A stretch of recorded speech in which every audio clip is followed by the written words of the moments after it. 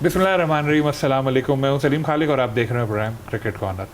Pakistan cricket team की कारकर्दगी के हवाले से इन दिनों बड़ी बातें होती रहती हैं कि जी यहाँ हार गए, ऐसा हो गया, टेस्ट मुसलसल हारे जा रहे हैं, T20 में ऐसा हो गया, ये हो गया। कुछ लोग कहते हैं क्रिकेट हमारी बहुत पीछे चली गई है। PCB ज़ाहिर है अपने इक़दामात कर रहा है। ख़ास तौर पे अब एक नई चीज़ सामने आई है, सेंट्रल कॉन्ट्रैक्ट, जो हमेशा से एक ही तरह से चले जा रहा था, लेकिन अब उसमें बहुत बड़ी तब्दीलियाँ हुई हैं जो कुछ लोगों के सर से भी गुजर गई हैं कि ये हो क्या रहा है। असल में बड़ी बातें भी आई हैं सामने। तो इस पे और टीम की परफॉर्मेंस कैसे मज़ीद बेहतर होगी, अगले साल वर्ल्ड कप भी आना है, इन तमाम उमूर पर बात करने के लिए हमने आज मदऊ किया director high performance PCB Aqib Javed साहब को, जो सेलेक्टर भी हैं और जब भी टीम हारती है सबसे पहले लोगों को इन्हीं की याद आती है। तो बातचीत का आगाज़ करते हैं। अस्सलाम वालेकुम आकिब भाई। वालेकुम अस्सलाम। बहुत शुक्रिया आपने टाइम दिया।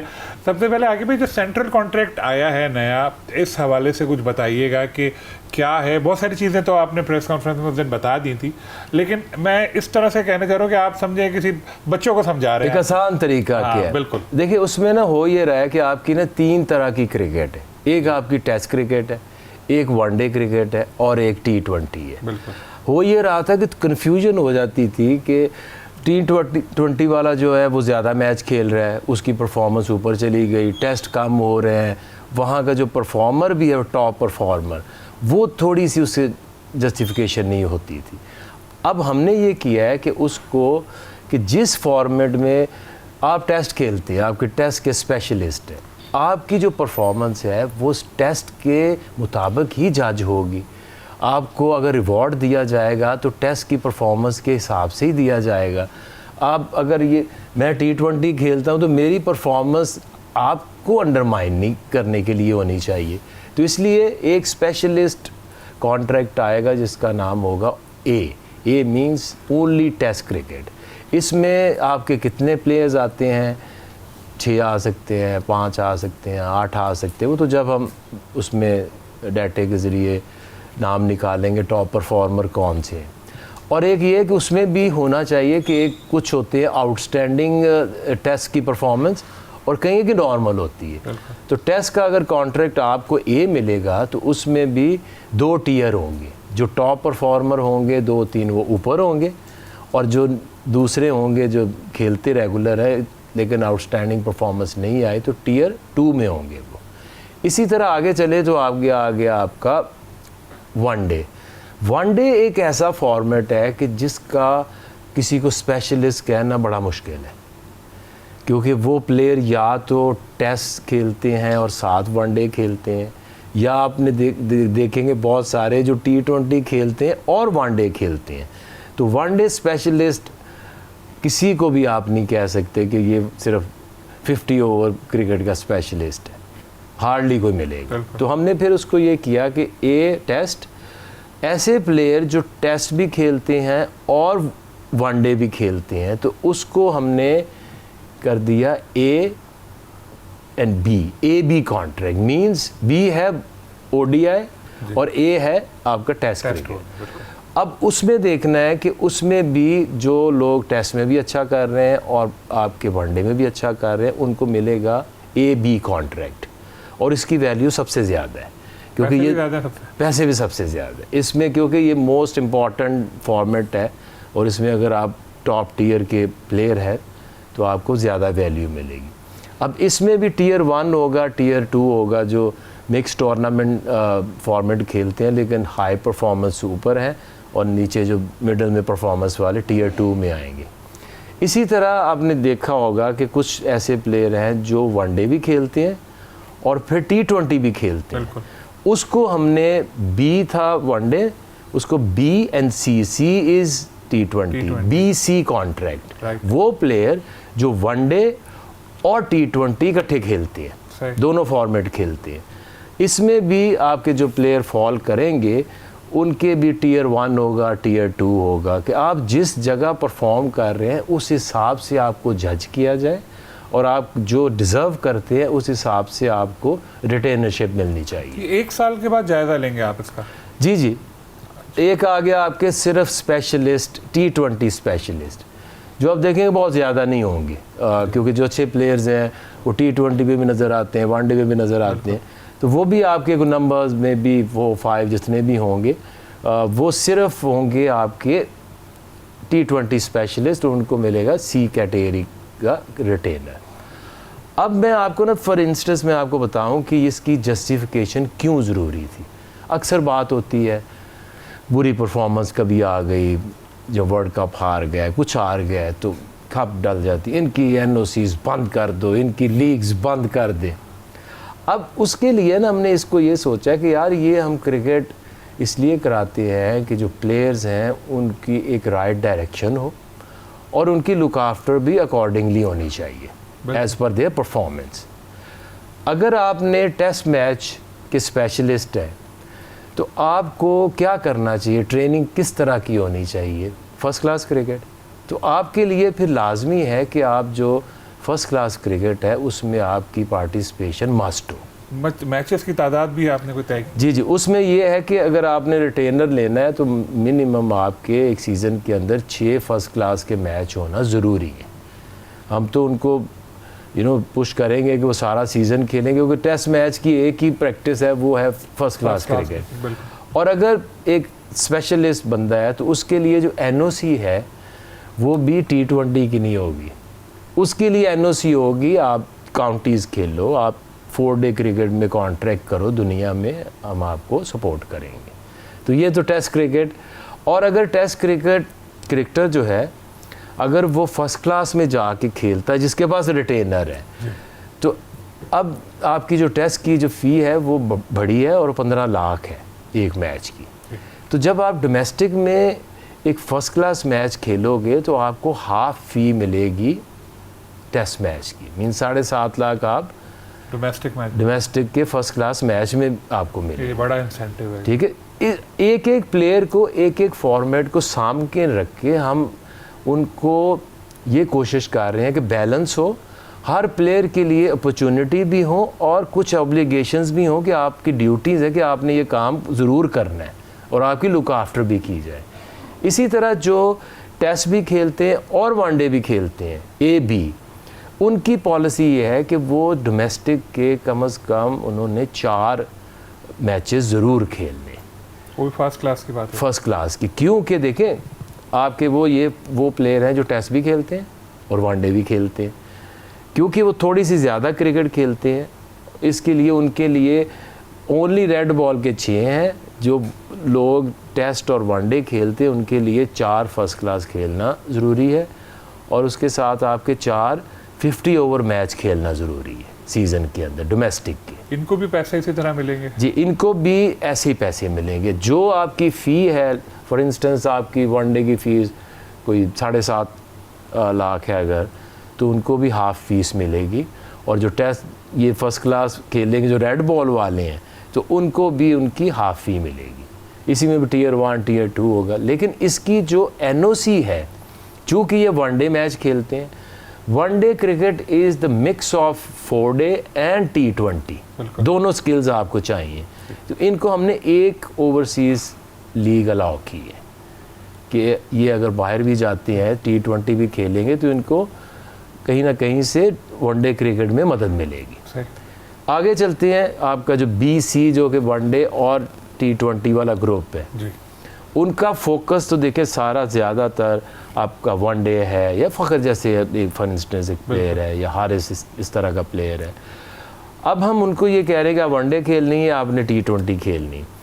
लेकिन जब मैंने पहले अभी कहा कि वनडे क्रिकेट 4 ओवर नहीं 10 ओवर है, बैटिंग में भी आपको एट टाइम्स 150 करना पड़ता है, 150 बॉल खेलना पड़ता है, 200 बॉल खेलना पड़ता है। तो BC के लिए ज़रूरी है साथ कि वो सीज़न में 2 फर्स्ट क्लास मैच लाजमी खेलें और उनकी जो तादाद है आपकी ODI की वो थोड़ी बड़ी है, 6 होंगे। उनके भी 4 हैं, 4 उनके हैं 50 ओवर मैच और साथ उनके जो है 6 कम से कम T20 मैच शामिल होंगे। मतलब तीनों तर्ज में खेलना होगा? तीनों तर्ज में खेलना होगा। ठीक है, जब आप खेलेंगे फर्स्ट क्लास वो आपको 10 ओवर करने आसानी हो जाएगी, आपको लंबी इनिंग खेलनी आ जाएगी। आप वनडे की डोमेस्टिक में खेलेंगे और T20 भी खेलेंगे। T20 में आप PSL को शामिल करेंगे या नेशनल? PSL भी उसमें शामिल है और नेशनल T20 भी शामिल है। इनकी जो NOC पॉलिसी है वो डिफरेंट होगी। अच्छा। इनके लिए 2 ओवरसीज़ NOCs अलाउ होंगी, राइट क्योंकि ये T20 भी खेलते हैं, जी तो इसलिए 2 ओवरसीज़, जैसे आजकल 2 ही हैं हमारी, तो इनके लिए वही पॉलिसी होगी, 2 ओवरसीज़ प्लस PSL, ये अपनी NOCs 2 ले सकते हैं। अब आगे तीसरा एक है सिर्फ T20, जो एक T20 स्पेशलिस्ट है, अगर मैं कहूँ तारिक है वो लड़का ऑफ स्पिनर, इस तरह कोई और भी एक आधा प्लेयर होगा, उस्मान तारिक, जो जिनका फोकस ही T20 है, तो उनकी जो हमने रिटेनर भी मिनिमम रखा है और उनकी जो अनलिमिटेड हमने कर दी हैं लीग्स, कि वो जितनी लीग्स खेलेंगे दुनिया में उनकी जो T20 कारकर्दगी है, एक्सपीरियंस है, वो और बढ़ेगा। तो जो हाईएस्ट जो लोग रिटेनर लेंगे उनके लिए जो अपॉर्चुनिटी टू अर्न आउटसाइड वो कम है। जिनको हम रिटेनर कम दे रहे हैं उनका बैलेंस ये किया कि इनके पास अपॉर्चुनिटी है कि ये आउटसाइड रिटेनर या PCB ये कॉन्ट्रैक्ट से पैसा कमा सकते हैं।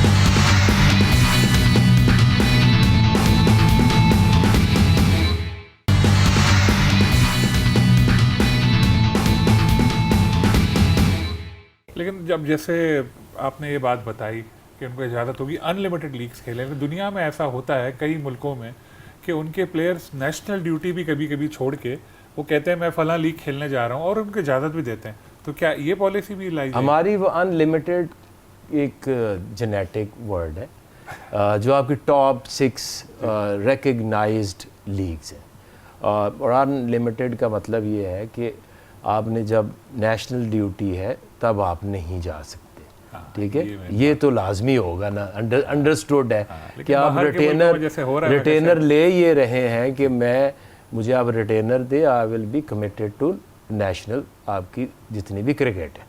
लेकिन देखिए हमारा मकसद किसी को सज़ा देना, किसी को बाउंड करना नहीं है, एक डायरेक्शन देनी। अगर आप पीछे जाएं 10 साल और आज ये सिनेरियो देखें कि ये एकदम से लीग्स ने आना है और किस तरह से पिछले 10 साल में एक एक करके टीमों को कितने नुकसान हुए। आपके सामने मिसाल है वेस्ट इंडीज़ की, आपके सामने मिसाल है हमारी भी, आप दे सकते हैं, आप श्रीलंका की दे सकते हैं।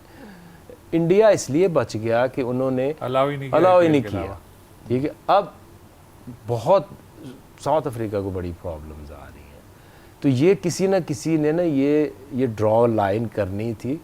ये नहीं कि आप हमेशा लोगों को सख्ती से पेश आएँ, आप उनकी NOCs में उनको तंग करें। और आने वाली जो जनरेशन है, मैं समझता हूँ कि हमने बहुत सारा जो टैलेंट था, वो जिस तरह वो प्रोग्रेस उनको करना चाहिए था वो नहीं कर पाए, बिकॉज ऑफ कि उनको ये आइडिया नहीं हुआ कि उन्होंने अपनी क्रिकेट को मैनेज कैसे कितनी लीग खेलनी है, कब खेलनी है, अपने आप को किस तरह से रेलिवेंट रखना है, फिट रखना है इंटरनेशनल क्रिकेट में। बट ये जो कॉन्ट्रैक्ट है, ये जो रिटेनर का आइडिया है, ये आने वाले प्लेयर्स को एक डायरेक्शन देगा। आप ये कभी नहीं करेंगे कि जी आप हाफ को प्लेयर जो है वो सारे फॉर्मेट खेलें, लेकिन ये आपकी मैंने जो एक्सप्लेन किया A, B, B, C and C, और जो सबसे बड़ी जो मैं अचीवमेंट समझता हूँ या इसमें चेयरमैन साहब ने बहुत सपोर्ट किया। उन्होंने कहा कि ये जो D है, D is our life line, यह है डेवलपमेंट कॉन्ट्रैक्ट। इनकी तादाद भी 16 से 20 हो सकती है, और उसमें भी अच्छा खासा around 1 million per month retainer होगा एक प्लेयर के लिए, कि वो प्लेयर ऐसे होंगे जो आपको अभी नज़र आ रहे हैं, शाइन में खेल रहे हैं, आपके अपकमिंग प्लेयर्स हैं, जिनको हमने आगे जाके डेवलप करना है, और उनकी जो डायरेक्शन है वो अभी से ठीक करनी है कि आपने अगर डेवलप होना है तो आप स्टेप वाइज अपनी गेम को ठीक करें। शुरू में आप लॉन्गर वर्जन पे रहें, फिर वनडे में आए, T20 में आए, और एक बैलेंस रख के चलें। प्लेयर खुद से इतना ना इस उम्र में, क्योंकि यंग एज में एक्साइटमेंट बहुत होती है कि मैं दुनिया में हर जगह खेलूं, लेकिन उसके अलावा जो ज़रूरी है कि आप अपनी चीज़ों को मैनेज करते जाएं।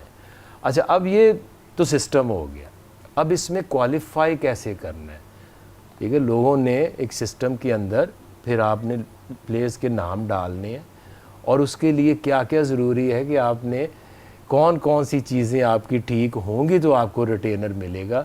ये आपकी सीनियरिटी के ऊपर, अपने नाम के ऊपर ये बिल्कुल नहीं होना चाहिए।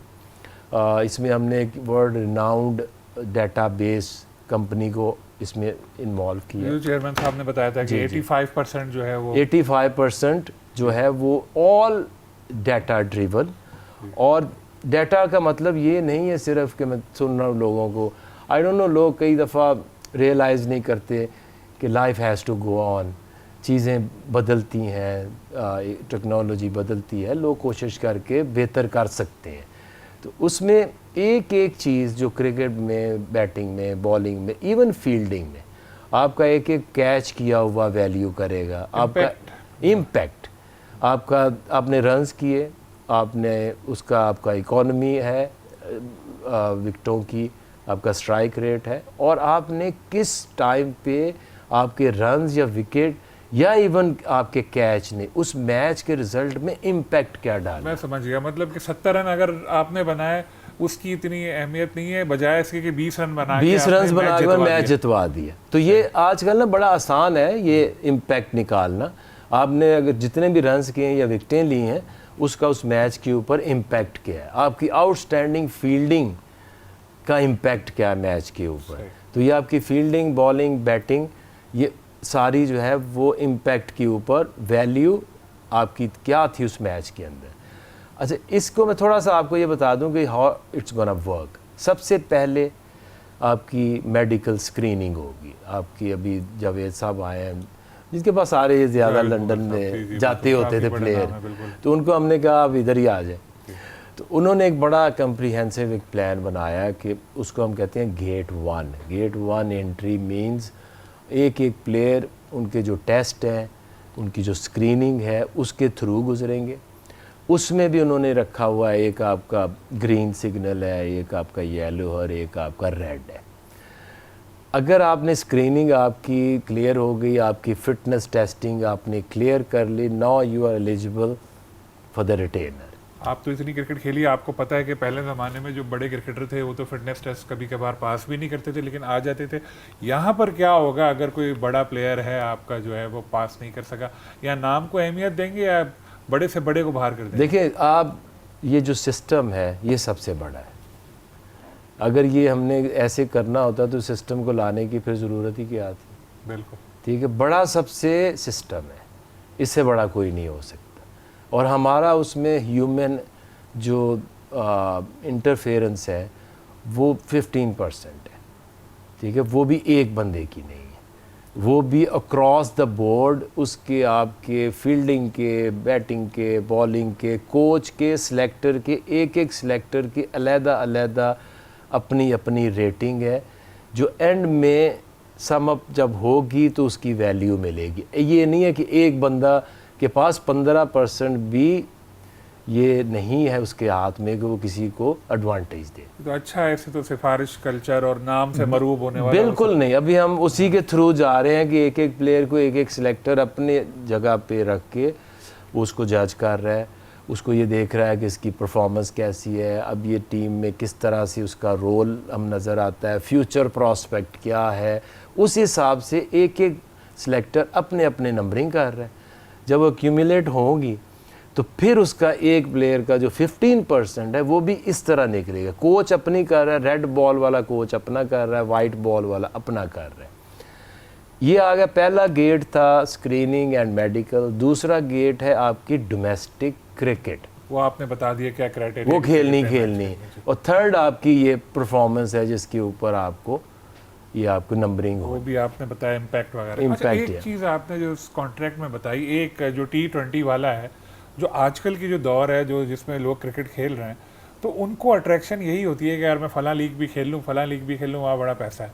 इधर आपने खुद इजाज़त दी है कि भाई अनलिमिटेड लीग्स हैं और T20। अब सपोज़ कि एक प्लेयर है एक्स, वो कह रहा है कि यार ये जो खेल रहा है ये तो मेरे से ज़्यादा पैसा ये लीग से ही कमा रहा है, तो मैं भी बोलता हूँ बोर्ड को कि मुझे ये वाला कॉन्ट्रैक्ट दे दो, मुझे है ना वो नहीं चाहिए। तो क्या इजाज़त होगी या बस आपका फैसला है? देखिए ये जो है ना, ये ख्वाहिश के ऊपर नहीं होना। ये ख्वाहिश के ऊपर नहीं है, आप लोगों का फैसला, ये नहीं, हमारा भी नहीं, वो जो 85% ये उसकी परफॉर्मेंस। अगर आप देखें ना, हमारे पास लिमिटेड हर फॉर्मेट के अंदर नंबर्स हैं। टेस्ट में अब कितनी होंगी, जितने भी होंगी 5-6 होंगी, ओडीआई में भी इतनी ही होंगी, फिर आपकी T20 में भी इतनी ही होंगी। सी का कॉन्ट्रैक्ट लेने के लिए आपके पास परफॉर्मेंस क्या है, वो डिटरमिन करेगी आपकी परफॉर्मेंस कि आप, हमें अगर 5 कॉन्ट्रैक्ट है या 6 कॉन्ट्रैक्ट है, उसके लिए फिर compete भी तो करना है ना। जब तक क्राइटेरिया पूरा नहीं होगा, आपके नंबर्स उतने नहीं होंगे, तो आपको कॉन्ट्रैक्ट मिलेगा नहीं। ये कॉन्ट्रैक्ट देखें, ये अगले साल अगर प्लेयर एक चाहता है जी कि मुझे ना, मैं इधर हूँ, बी में हूँ, सी में हूँ, मैं कोशिश करूँ कि मैं if I wanted to go to that route, कि मैं जहाँ T20 में अपने आप को स्पेशलिस्ट बनाऊँ, उसके लिए उसको पूरा साल फिर मेहनत करनी पड़ेगी, साबित करना पड़ेगा कि जो 4-5 को मिला है, मैं उनसे ज़्यादा बेहतर हूँ। और एक बैलेंस को क्रिएट करने के लिए फिर देखिए, एक क्रिकेटर जो है उसको सिर्फ पैसा नहीं चाहिए।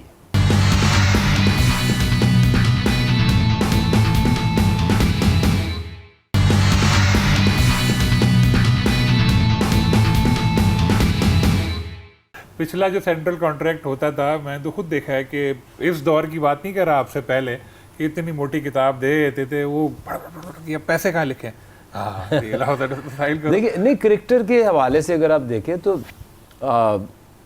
एक प्लेयर है, उसको टेस्ट क्रिकेट से लोगों को अभी भी लगाव है, वो खेलना चाहते हैं, नाम बनाना चाहते हैं। वनडे में कौन नहीं चाहेगा कि वो एक ऐसी टीम का हिस्सा बने जो 92 के बाद अब किसी वर्ल्ड कप में उनका नाम आ जाए, और अगले साल फिर वर्ल्ड कप, अगले वर्ल्ड कप आ रहा है 1.5 साल बाद। तो ये एक जो ख्वाहिश है प्लेयर की, जो असल में जो स्किल है ना, वो डिटरमिन करती है। आपका शौक है, आपकी ख्वाहिश नहीं कर सकती। अगर कोई मना कर दे आके भाई कि मुझे ये सेंट्रल कॉन्ट्रैक्ट समझ नहीं आया, मैं साइन नहीं कर रहा, कोई बड़ा प्लेयर, तो क्या वो एलिजिबल होगा पाकिस्तान के लिए खेलने के लिए, या फिर कोई दूसरी पॉलिसी पर इम्प्लीमेंट होगा? देखिए, इसमें अगर आप देखें तो कितने प्लेयर होते हैं कि जिनके पास सेंट्रल कॉन्ट्रैक्ट नहीं भी होता और वो पाकिस्तान खेलते हैं। बिल्कुल ठीक है। ये जो रिटेनर है, ये किसी को रिटेनर रोकेगा नहीं कि जी आपके पास ये सिर्फ रेड का है तो आप तो नहीं खेल सकते वाइड बॉल, ऐसा नहीं है। ये हम वो कर रहे हैं कि उनको प्लेयर्स की लुक आफ्टर कर रहे हैं, प्लेयर को एक डायरेक्शन दे रहे हैं कि आप अपने जो तुम्हारे जो सूट करता है उस फॉर्मेट में रह के आप बहुत अच्छी सर्विसेज दे सकते हो पाकिस्तान को और अपने करियर के लिए भी। प्लेयर्स को भी आपने समझा ही दिया, ये सारा कुछ समझ गए होंगे वो? जी, उस दिन पूरी एक उनके साथ वर्कशॉप की है, और किसी को अगर कोई समझना होगा तो और भी हम उसको समझा सकते हैं कि क्लैरिटी होना बड़ा ज़रूरी है। ज़ाहिर है प्लेयर सबको एक जैसी समझ तो नहीं आती, लेकिन अगर उनको जब भी किसी को कोई इस बारे में पूछना है तो वो आगे पूरा उसको एक्सप्लेन करेंगे कि ये सिस्टम है क्या। जैसे फर्स्ट क्लास मैचेस का अब आपने बताया, इतने खेलना ज़रूरी है तो कॉन्ट्रैक्ट मिलेगा, तो हमारे जो स्टार क्रिकेटर्स हैं वो तो खेलते ही नहीं है डोमेस्टिक क्रिकेट इतनी, जैसे शाहीन है, बाबर हैं, तो वो तो इस क्राइटेरिया पे शायद पहले साल पूरे ही नहीं उतर पाए। तो क्या कोई फ्लेक्सिबिलिटी होगी पिछले पैकेज में, पहला साल है चलो छोड़े अगले साल से, या इम्प्लीमेंट अभी से ही हो रहा है इसका? देखिए, ये जो आप पाकिस्तान के लिए क्रिकेट खेलते हैं, फर्स्ट क्लास क्रिकेट होती है, पिछले भी कॉन्ट्रैक्ट में ये कहीं नहीं लिखा जाता था कि आपने फ़र्स्ट क्लास से एग्जेम्प्ट है आप, तब भी ज़रूरी थी। ये देखें, ये जो सिस्टम है हमने इसकी रिस्पेक्ट करनी है। System is bigger than anyone. अगर आपकी मेडिकल स्क्रीनिंग नहीं क्लियर हो रही, आपका जो कॉन्ट्रैक्ट है वो होल्ड पे होगा जब तक आप मेडिकल क्लियरेंस नहीं लेंगे, और जब तक आप डोमेस्टिक क्रिकेट का जो क्राइटेरिया पूरा नहीं करेंगे, आपका कॉन्ट्रैक्ट आपको मिलेगा लेकिन होल्ड पे होगा जब तक कि आप वो क्राइटेरिया पूरा नहीं करेंगे। तो उस वक्त तक जो पैसे मिल रहे होंगे वो सब पिछले हिसाब से मिलेंगे, या वो सब रोक के रखेंगे? जब वो रुके होंगे, जब शुरू करेंगे तो रिलीज हो जाए तो फिर ही रिलीज होंगे। चलिए, ये तो अच्छा है।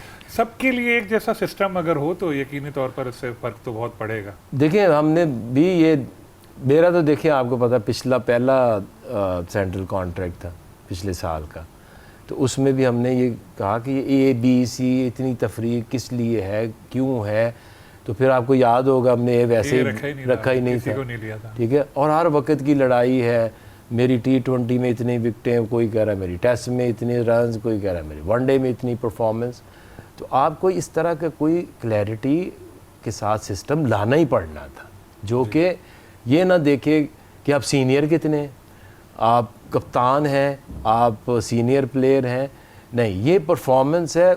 उसने आपको 85% आपकी परफॉर्मेंस ने आपको पहुँचाना है, आप किस टीयर में हैं, आप किस फॉर्मेट में हैं। बिल्कुल। तो अब जैसे सेंट्रल कॉन्ट्रैक्ट का तो आपने काफ़ी बता दिया, अब सेलेक्टर भी आप हैं, और जब टीम हारती है तो फिर आप ही का नाम सबसे पहले लोगों के जहन में आता है। बाकी भी देखें तो असद भी हैं, मिसबा भी हैं, सरफराज भी हैं, तो ज़्यादा मोहब्बत है आपके दोस्तों को आपसे पुराने। देखिए, मैं ये कहता हूँ चलो अच्छी बात है कि एक जो सिलेक्टर था रोल, वो अच्छी तरह रिकग्नाइज्ड हो गया कि एक सिलेक्टर होता है। क्योंकि हमें तो याद नहीं कि 92 वर्ल्ड कप में कौन सिलेक्टर था वो, तो क्योंकि जीतेंगे तो या तो वो कप्तान का नाम होता है या प्लेयर का नाम होता है, हारे तो पहले ज़्यादा कोच को गाली पड़ती थी। अब उन्होंने सिलेक्टर ढूंढ लिया है, ठीक है, वो भी एक तो देखिए, इसमें तो ये तो एक रोल है, इसमें तो ये चलता ही रहता है। मुझे आपको पता है मैं कितने साल आपके साथ यहाँ प्रोग्राम भी करते रहे, 8 साल मैं लाहौर कलंदर के साथ रहा, उसके पहले मैं 5 साल UAE में रहा। तो मैं तो PCB में पिछले साल जो 1.5 साल अभी हुआ, अक्टूबर में मुझे 2 साल होंगे फ्रैंकली स्पीकिंग। तो ये जो है ना कि एक इम्प्रेशन दिया जाता है कि जी कब से बैठे हैं, कब से चल रहा है। और मेरा जो आने का जो मकसद था वो सिलेक्टर बनना नहीं था। जो चेयरमैन साहब को भी मैंने कहा था कि देखिए, ये आपकी जो डेवलपमेंट है 2009 में लोग ना असल में समझना भी नहीं चाहते ये हालात ख़राब क्यों हुए, हमारी क्रिकेट थोड़ी पीछे गई, क्यों गई। 2009 में जब वो अटैक हुआ श्रीलंका के ऊपर, तो मैं उस पाकिस्तानी टीम की बस में था। तो तब से आपकी सारी क्रिकेट चली गई UAE, आपने वहाँ एक ही कंडीशन में खेलना शुरू कर दिया। आपकी जितनी यहाँ पे डेवलपमेंट थी, आपके स्टेडियम तबाह हो गए, आपकी एकेडमीज़ ख़त्म हो गई। We use to have like excellent academy system, आपकी 8 रीजनल एकेडमी, NCA, सब कुछ बंद हो गया। ये आप 15 साल पीछे हैं।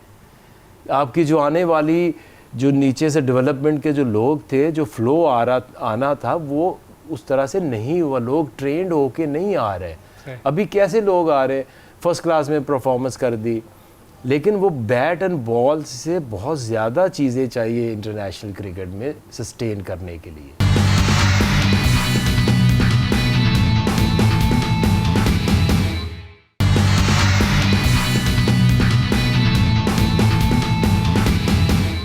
ये जो सेंट्रल कॉन्ट्रैक्ट के हवाले से जिस तरह आपने बताया, तो इसका यकीनी तौर पर फ़र्क तो पड़ना ही है। लेकिन अब जैसे क्रिकेट टीम की जो परफॉर्मेंस है, फौरी तौर पर उसको इम्प्रूवमेंट कैसे आएगी? जैसे टेस्ट क्रिकेट में हम देख रहे हैं कि बांग्लादेश से हम लगातार 4 मैच हारे, 2 यहाँ हारे, 2 वहाँ जाके भी हार गए, और फिर अभी वेस्ट इंडीज़ जाना है, फिर इंग्लैंड जाना है, और बॉटम पे हम लोग तकरीबन आ चुके हैं। तो इसमें क्या भीतरी ऐसी आनी चाहिए? फिर कैप्टनसी के हवाले से भी बहुत बातें होती हैं, लेकिन नज़र आता है कि आपके पास इतनी चॉइस है नहीं। तो क्या फौरी तौर पर जल्दी इकदाम किए जाएँ तो बेहतरी आ सकती है? देखिए, एक चीज़ तो जाहिर हो गई कि जो वही जो मैं भी बात कर रहा हूँ कि ये सोशल मीडिया ने जो चेंज लाया है क्रिकेट में और दुनिया में, और जो ये लीग्स आई हैं, आपके जो प्लेयर्स हैं उनका जो फोकस है वो टेस्ट क्रिकेट की तरफ यकीनन कम हुआ है।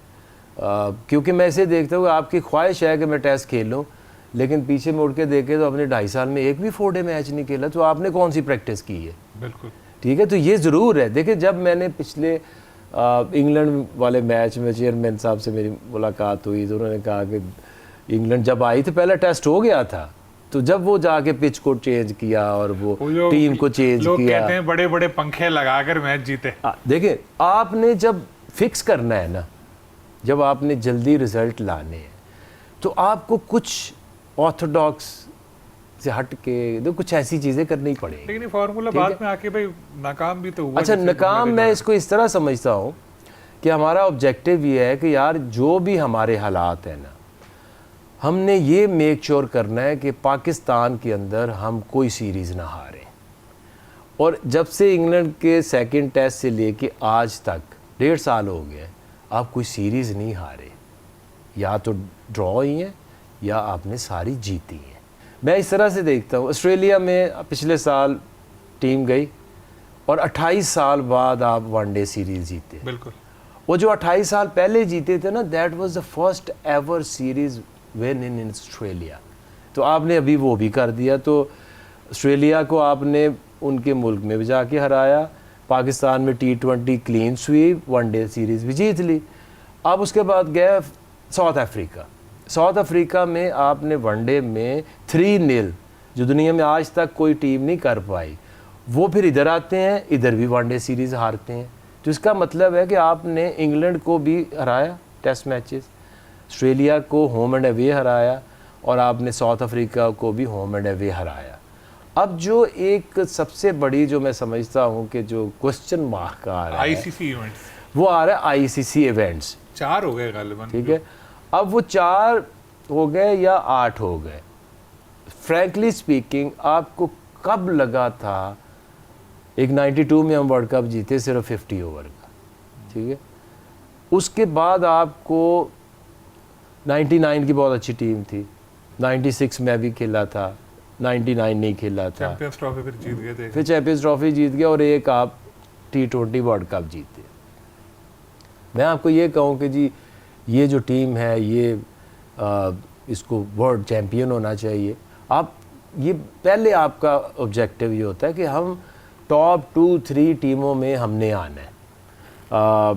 अभी आप नहीं है, एटलीस्ट 4 में तो आ जाएगा ना सेमीफाइनल। ठीक है। अभी आप 5वें पे हैं आप, और वनडे के अंदर।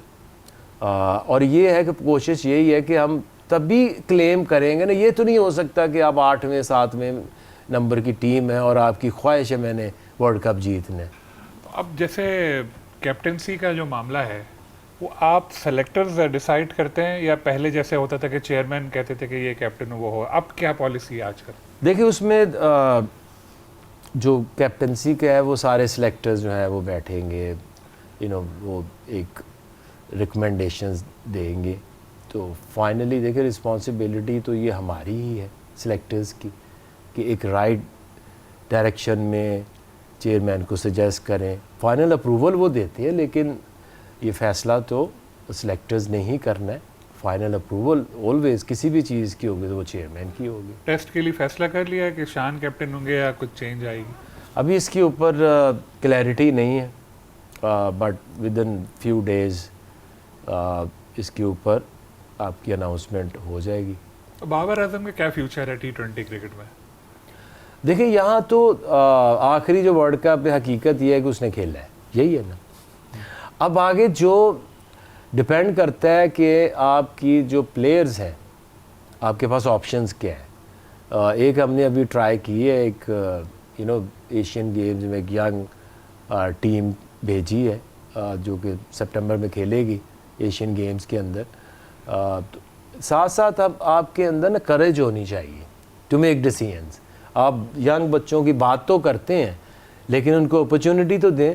और मैं कई दफ़ा हैरान होता हूँ, ये जो अभी ऑस्ट्रेलिया के ख़िलाफ़ होम सीरीज़ हुई है वनडे की, ये कही जा रहे हैं कि ये ऑस्ट्रेलिया की सी टीम है, और पाकिस्तान में सिर्फ 4 से 5 पुराने प्लेयर हैं।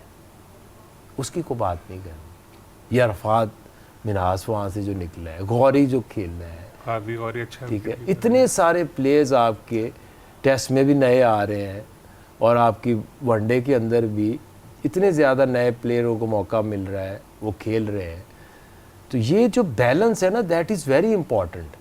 और हमें कोई ऐसी नहीं है कि जी हमने कोई डिसीजन लेने हैं तो किसी का ख्याल रखना है या किसी के डर के करने हैं।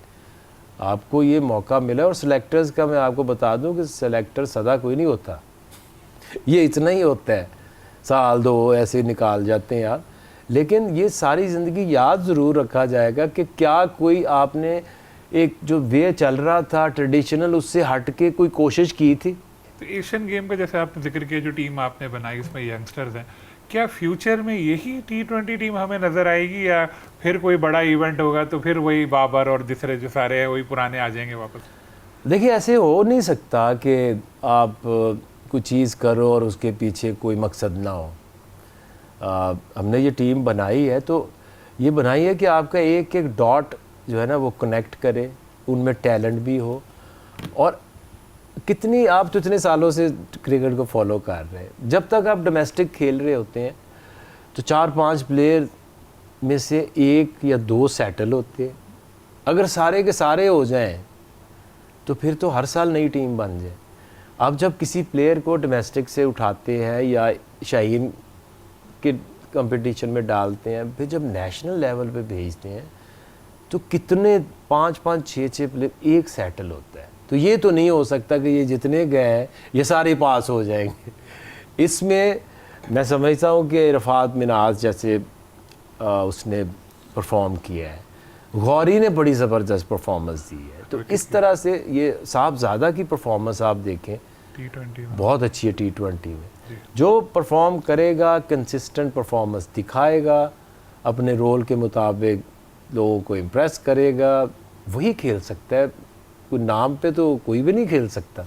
आकिब जावेद साहब की गुफ्तगू आपने सुनी, उन्होंने बहुत ही आसान और सादा अल्फाज में बताने की कोशिश की सेंट्रल कॉन्ट्रैक्ट के हवाले से भी, और बाकी भी सारे जो उमूर थे उन्होंने खुल के जवाब दिए। इनकी सबसे अच्छी बात यही है कि लगी लिपटी नहीं रखते, साफ बात करते हैं, जो सवाल करो सही जवाब देते हैं, घुमाते नहीं है ज़्यादा। तो उम्मीद है आपको उनकी बातें पसंद आई होंगी, और जो प्लान बनाया है चेयरमैन PCB मोहसिन नकवी साहब के साथ मिलकर इन लोगों ने, उसके मुस्बत नताइज भी सामने आएंगे पाकिस्तान टीम की परफॉर्मेंस में। हमें यही उम्मीद है। इंशाल्लाह फिर किसी और गेस्ट के साथ आपसे मुलाकात होगी। अल्लाह हाफ़िज़।